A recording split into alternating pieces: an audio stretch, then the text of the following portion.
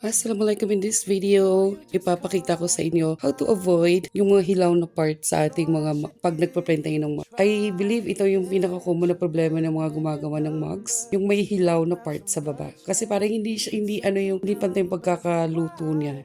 In my case, ang dami-dami kong rejects, hindi ko na alam kung ilan yung baso namin sa kusina na galing sa mga projects ko na hindi ko kayang ibigay sa client because nga yun may hilaw or may parts na hindi luto or hindi masyadong dumikit yung kulay ng sublimation. So ito, nakita ko lang din to sa video. I have watched this on YouTube. I was trying to look for the video again para sana ibigay ko dito as reference, but I couldn't find it again. It was my cousin, no, not my cousin. It was my aunt who was printing business as well that told me to search on YouTube kasi nandun yung video nung gumawa nung ganun nga nagbabawal na technique. But yeah, I believe I found the video and I couldn't find it again, and ngayon ko lang siya na-apply kaya nakalimutan ko na kung ano video yun.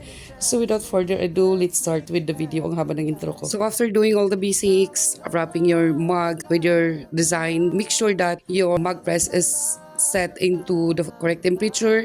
Mine is set to 350 Fahrenheit and 150 seconds. So yeah, ang ginagawa ko dati, binabalik-baligtad ko. Binabalik-baligtad kong ganun, pero hindi pa rin siya nakakatulong. Actually, minsan na-overcook pa nga, tapos hilaw pa rin yung sa baba. Alam mo yung minsan namumula na yung kabilang, nagbe-brownish na, yung kabilang side, tapos yung kabilang side hilaw pa. Yun yung nakakainis. Kasi pag nilagay mo yung mug sa loob, kung mapapansin mo, hindi siya balance. So pagkatapos ng 150 seconds, hilahin mo ulit yung mug mo. Nang ganyan lang. Tingnan mo, yung may kunti lang na nakausli. Ganyan lang siya for another 150 seconds again.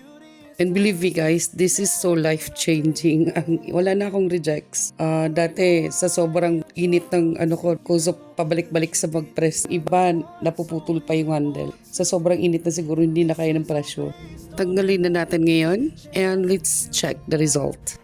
It's now time for the truth. I am actually nervous to unwrap this kasi this is, as I have said earlier, this is also my first time to try this out, and natatakot ako na maka-reject na naman, but I'm crossing my fingers right now, hoping na mag-succeed na, sana. So we're good on this side, goods na tayo, so let's check the whole thing.